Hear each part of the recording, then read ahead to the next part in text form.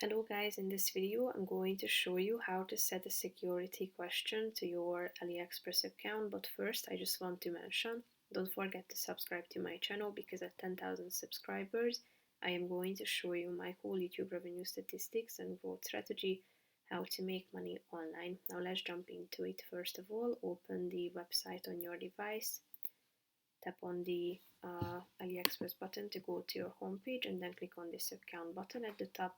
Tap on my orders, go to the left side column of the screen and tap on setting.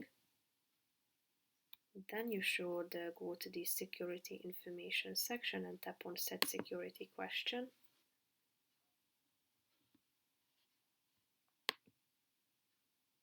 Then you will be directed to a site or a page, and then you should select from the identity verification option. You can either do it by email verification or by contacting the customer service, so tap on verify now.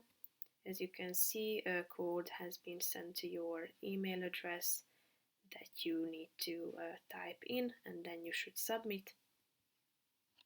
Once it has arrived, so type it in.